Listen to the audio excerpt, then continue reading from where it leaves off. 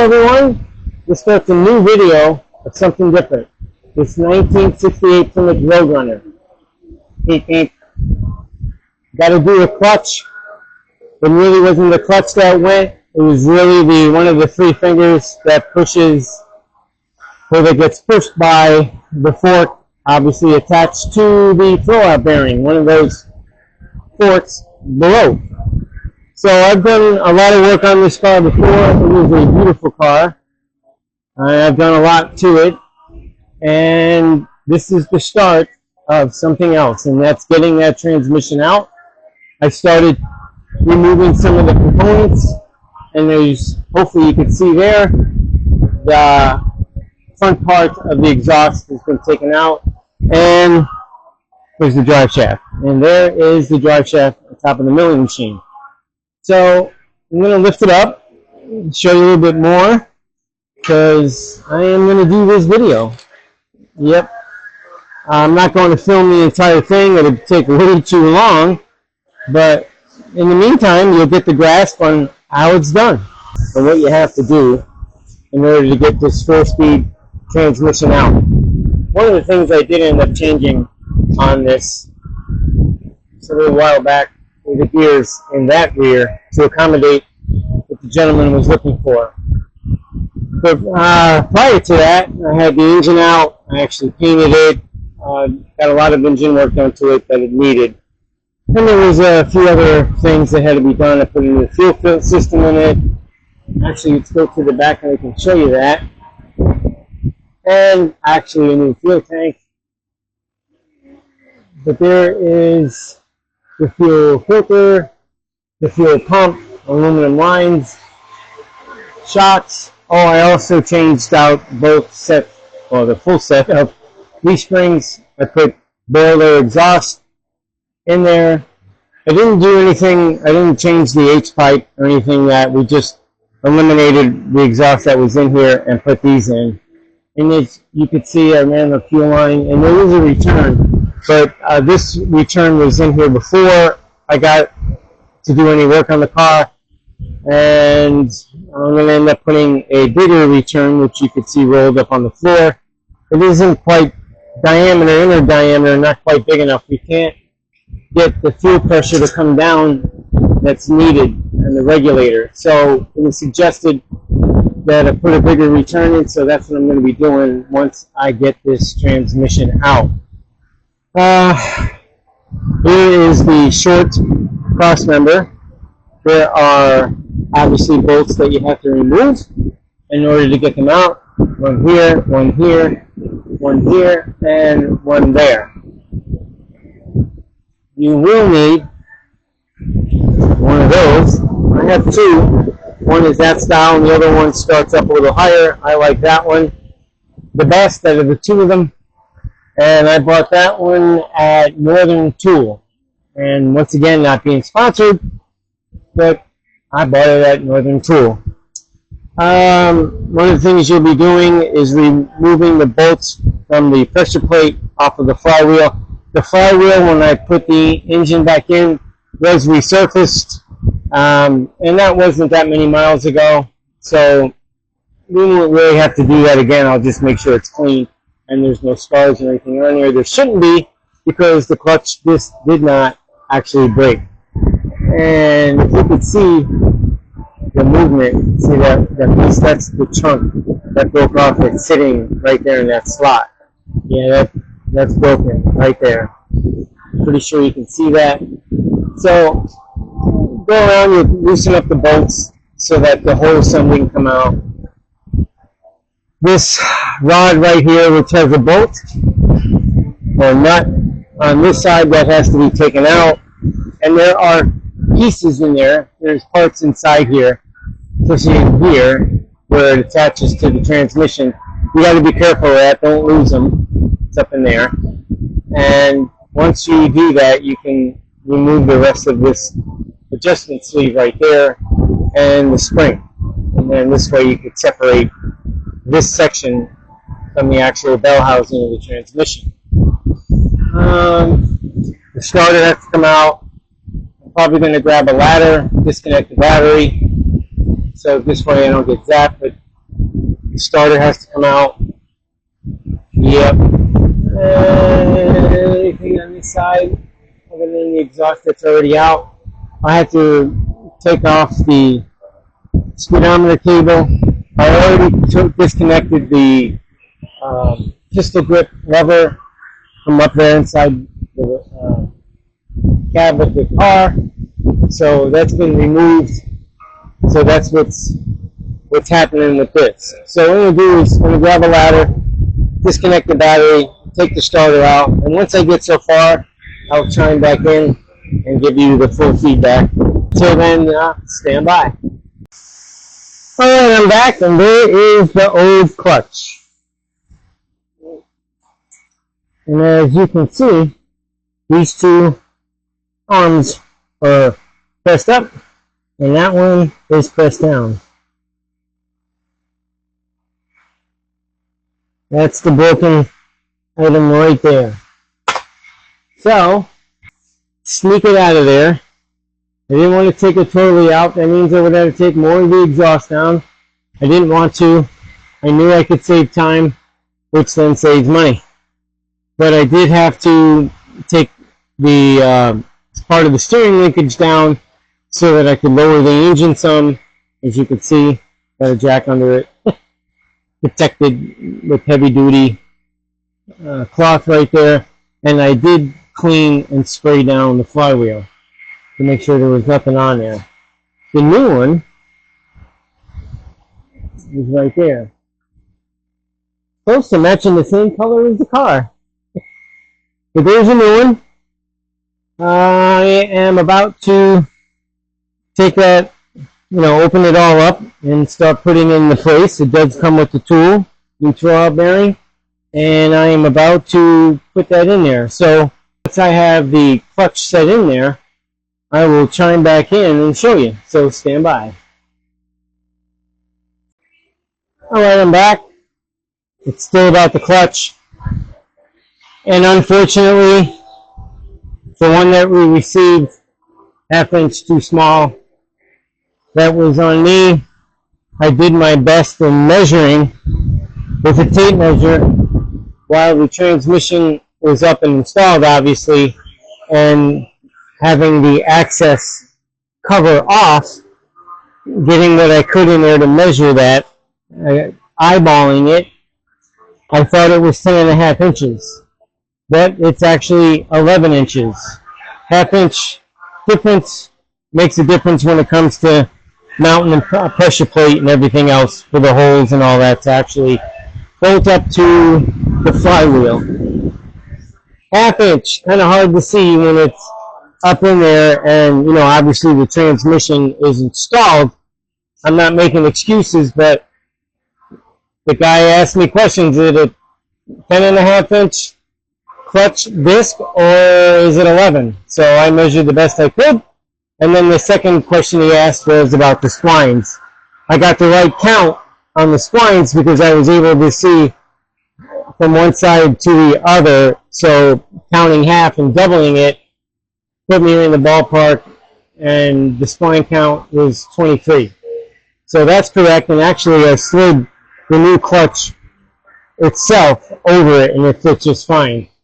Just a half-inch difference. So tomorrow it'll go back, or the next day depending on when the right one comes in, and then I'll finish installing it. But in the meantime, the other thing that needed to be done on this beautiful car was a return line. And actually there it is, it's hanging.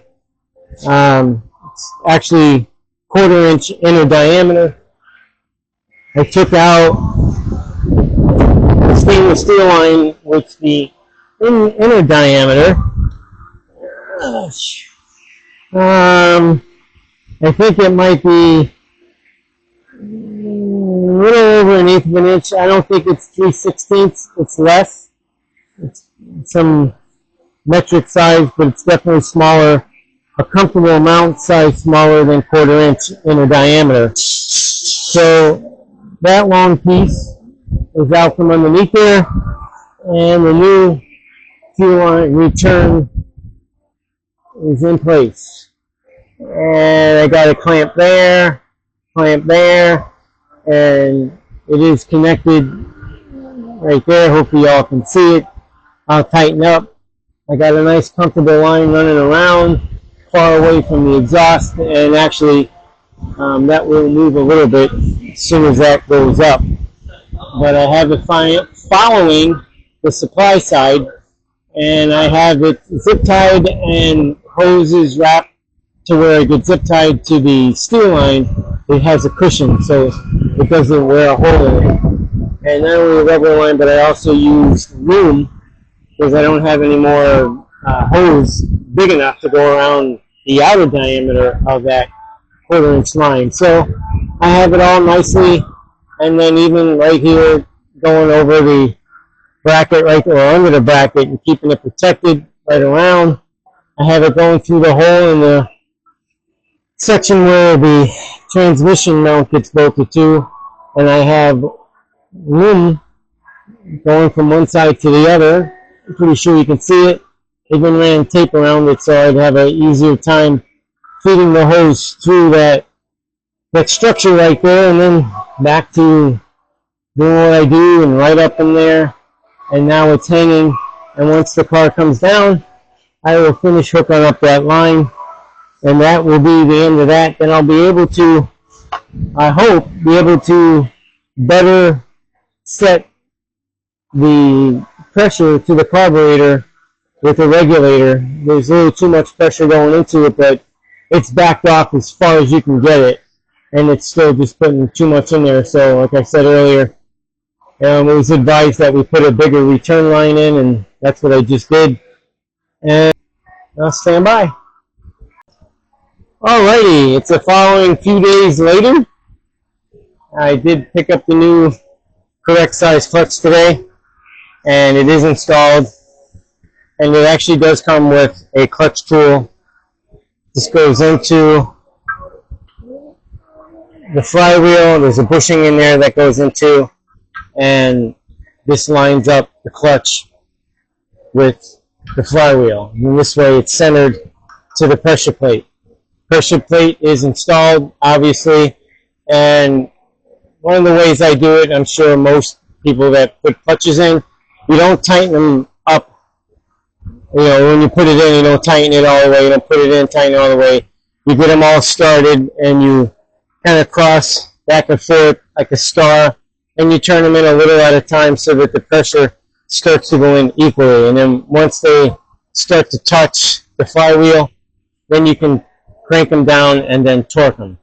And that's what I did. So then the next thing we got to put in is the throw-up bearing, and make sure you get those metal clips that hook behind the fork. As you can see there, there's one, you know, there's only two, so obviously one on the top and one on the bottom. And I already had a little bit of grease on the sleeve here, so I didn't need to put any more on there. So my next thing is to actually get this transmission to line up with the engine. Most likely going to have to lower this a little bit to make it a little easier for the input shaft to line up. So that is the next peek of it all. And once I get that lined up and in place, I'll show you. I'm trying to keep enough information there so that you can see how it's done. Show you that it's in place, brand new. This is the 11-inch clutch, and they go by the clutch size. As I'll show you this one in case I didn't mention this prior, because it's been a few days. That's the old throw-out bearing. Yep, these are the clips, they're like spring-loaded, that I was mentioning, in case you didn't see it. And see, there's nothing wrong with this clutch in itself, the disc. And as you can see, the flat side here goes towards the pressure plate, and that part that sticks out, you can see this finger right here, out of the three, is broken. Yep, broken. And there's a piece in there. Yeah, there it is. You see it moving around, it got caught in there. But that's why this thing had to get replaced. It wasn't because of the clutch. but it was because of the finger on the pressure plate, unfortunately. But that requires to change the whole thing. And this one is rated for a little more than 500 horse. I know it's more than 500, I think, or up to 500. I know it's more than the horsepower that's actually in the engine. That's all I verified with Murray's Speed Shop. There was a place north of me, but when we were setting up for the right one, we tried to calculate how much horsepower and make sure that we got the correct clutch to handle it. So hopefully no issues. So I'm going to put you back on the stand and get this baby in place. And hopefully it's not too aggravating because it's just a small hole that input shaft has to line up to. And it's got to be dead on square. So until I get it in there, hang tight. Okay, it is bolted up. I'm going to lift it now and start putting the rest of it together. There you go, seam nice and tight. All the bolts are in. Wasn't too shabby. Yep, there it is. So now it's starter, the clutch setup, cross member, put the shift situation all back, the lever and everything that came apart, the exhaust, all that happy stuff. So once all this starts to go in now, and a little bit more and a little bit more, I'll chime back in and show you the progress. So hang tight. Okay, I got even the drive shaft in, cross member is in. Yeah, it was a little finagling because this thing like tweaks or something, I don't know, but I had to get the jack and a pull and put some pressure towards the transmission side to get it to square up, to get the 4 bolts in there. You got 2 on either side of it, of the transmission. So I figured while that was up, I took my glove off the end, slipped in the drive shaft, and put the 2 U-bolts in. And it's sort of best to, if you can evenly apply pressure to the nuts as you're tightening them, they're 1/2 inch. Don't crank down on the one side, fully, and then, try to do the other side. Try to do them evenly. And once you're done, it would be a good idea if you threw some grease in there, pump some in there, which I just got done doing. And I'm going to check the front here. There should be one. Yep, there is. Yep, right there. So I'm going to sneak some grease in there right now, actually. So let me put you on the old transmission stand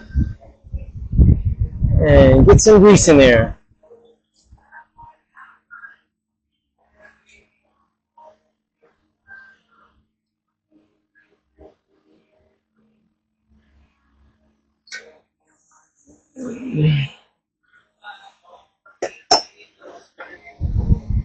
So that's done, and as soon as I can either hear it or see it oozing out is when I stop. You don't want to get carried away and then the shit's slapping all over the place. And I kind of think the last time it was greased is when I did the rear for him, which a little while ago, probably better than a year, but not like the guy drives it every day. So it was good to freshen that up. And as soon as I put the steering linkage back in, providing they have grease fittings, I'll do the same thing, put some grease in them, and that'll be that part. So I'm going to finish hooking up that, the starter, and the actual linkage for the clutch pedal, and then do the exhaust last, and then I have to do the stick shift up inside the cabin, and then I got to finish hooking up the return line up and in and drain the oil. I'm going to start draining the oil after I put the cross piece, there's cross link, steering linkage up in there because it'll just run on it. But stand by until the next part. Alright, this phase is called almost finished phase. That's right. And steering linkage is hooked up. The exhaust is bolted up nice and tight. I'm going to put the inspection cover on, dust cover, whatever you all want to call it. That's next. It's actually plastic. I thought they used to be metal. Maybe they were, but maybe they lost it and got a plastic one. Alright, so starter's in, all the clutch assembly is set up, and I'm going to drain the oil,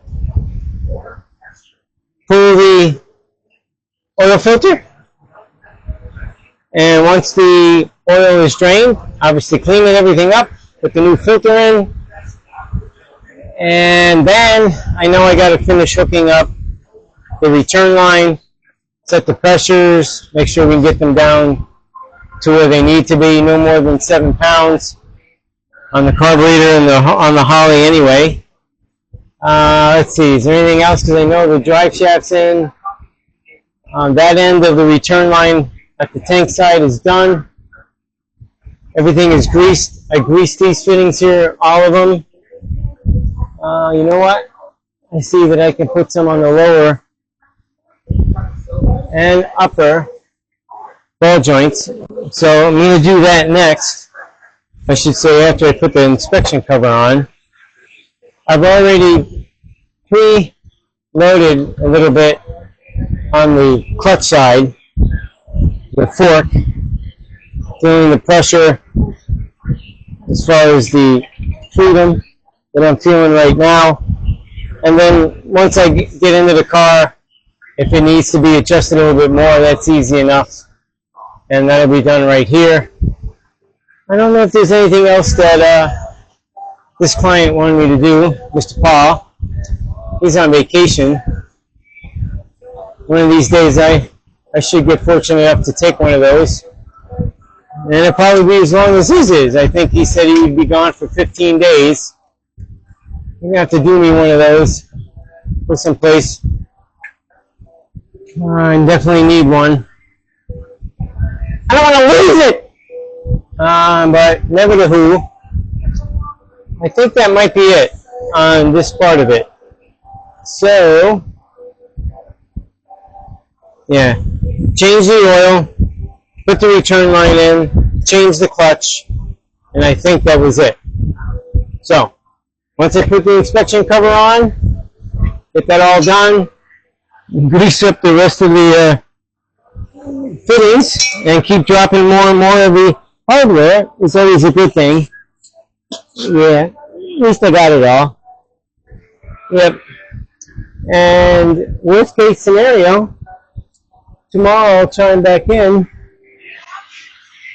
Here we go. Tomorrow I'll chime back in and show you what's going on under the hood. So until then, and tomorrow is another day.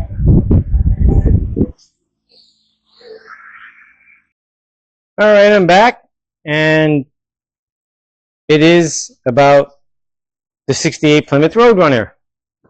Everything is back together. Clutch is smooth, shifts nicely. The return supply line for the fuel is hooked up, it's in, and it's the inner diameter between the original stainless steel line and the current one that's in there. It's double the size. It's up to 1/4 inch right now, inner diameter. The other thing was, I think, 1/8 of an inch. There is the pressure regulator, and if any of you guys are familiar with this setup right here, you can see that the adjustment screw is pretty much out all the way. There is the return down there at the bottom, and it goes all the way direct, no stops, right to the tank. And there is the gauge, and when it's running, it was at 10. But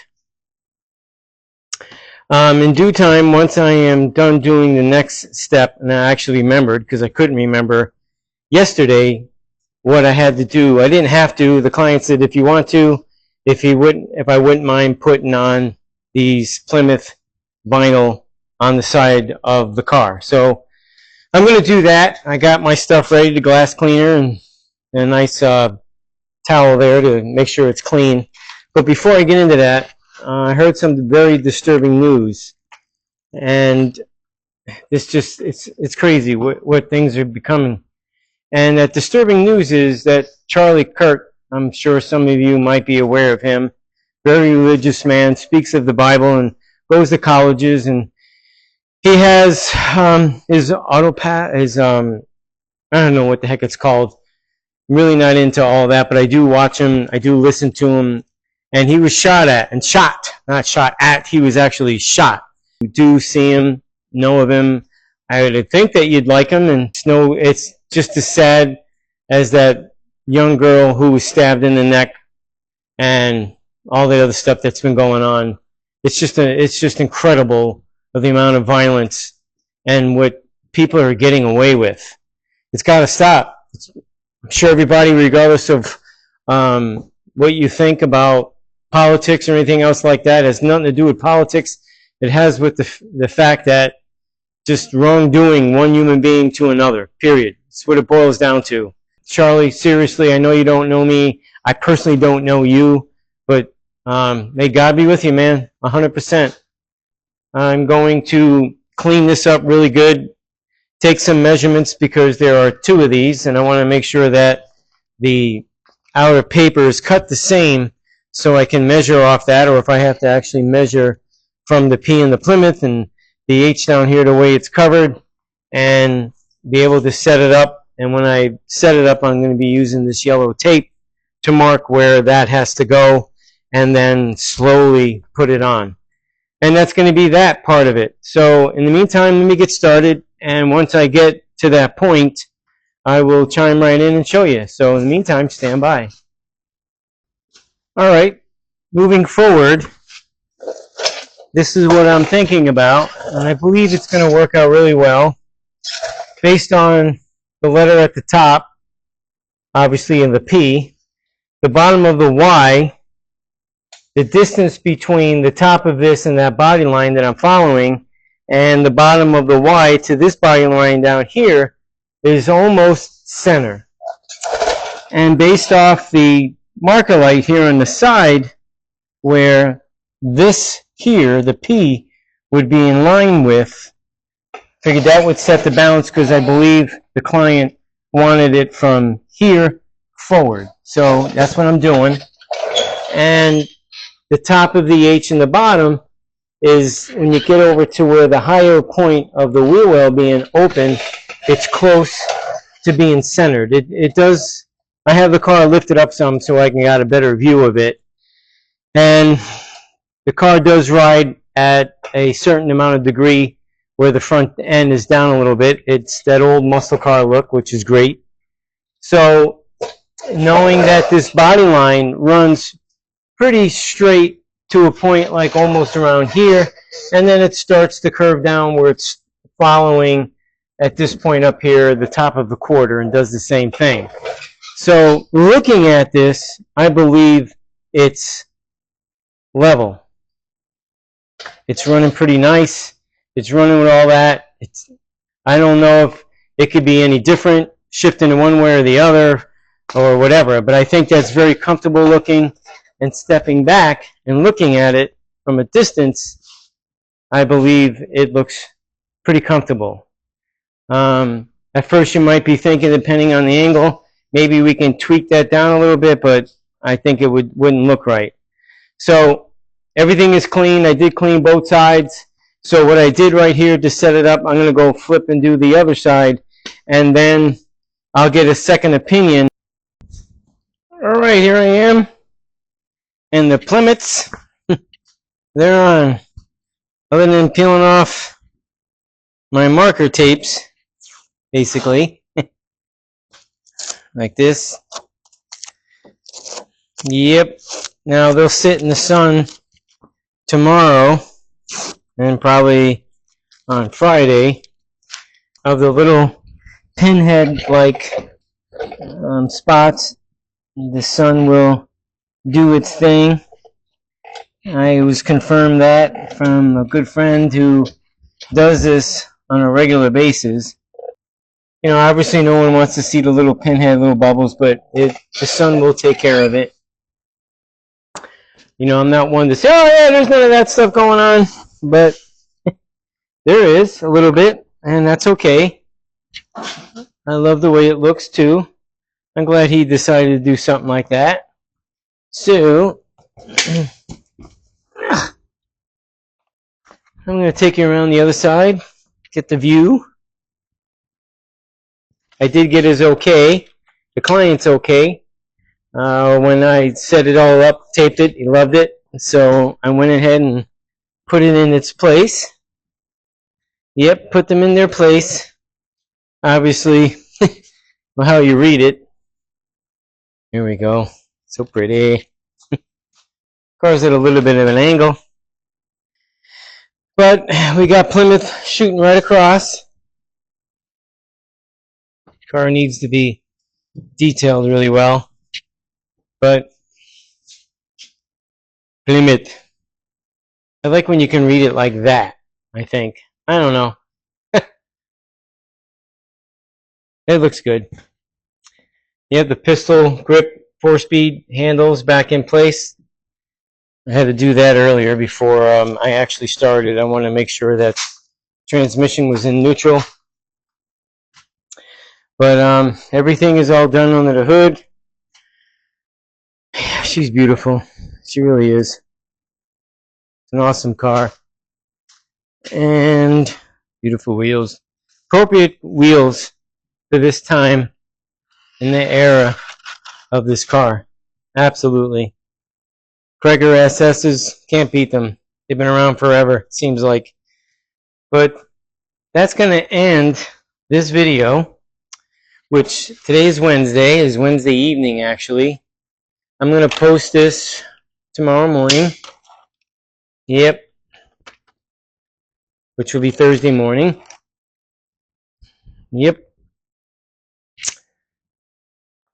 And hopefully you've gotten to learn something from changing out the clutch. It's not that bad. It just takes a lot of time, obviously. And if you don't have a lift, you can use a floor jack. And you want to get the car up as high as you can, make it comfortable for you to work underneath there, and comfortable enough to get the transmission back, depending on the kind of exhaust system you got. I was able to only have to disconnect the front section of the exhaust pipes, come off the manifold, and let the rest of it hang down so that I can sneak the transmission back far enough to work everything. I try to, I don't cut corners, but I try to cut the time. If there's a way to get something in and out without just removing everything just to supposedly make it easier, I'd rather do that. I'd rather save the time, which saves the client money, and at the end, everybody's happy. So I do appreciate people watching. If you give me a thumbs up, make a comment, subscribe if you got a question about what I did and if I can help you. I usually do view the questions. If there's a comment, I do view it obviously on Thursday and on Sunday, my prior videos. I don't really get the time every day just to see if someone makes a comment. I'm not trying to avoid if they are making a comment and they're looking for something. But I don't spend the time, like on the phone. All this stuff I do on the computer. So that's really the time I get to view, the whole YouTube thing that's going on with my channel. So keep that in mind. If you're asking a particular question, I won't be able to get to you to that following time where the twice a week where I do put a video out. And this obviously will be Thursday. And Sunday, I will be showing the video on the engine actually firing up for the first time, and the client was actually here, which was great. I like when they're here and they get to see stuff like that for this first time. I get to explain them, the whole process of it, so they know what to expect. But Sunday, you'll see that video of the 33 5-window Dodge Coupe. The other car, it's not this car, but I do appreciate people watching, like I said, and I definitely enjoy working on this car. Sometimes it's a little bit of a challenge, but they all are. There's nothing that simple, that easy, unless you're just changing brakes, changing oil. But, that's not the case on this, even though the oil I did change on there. But until the next time, try to get something done.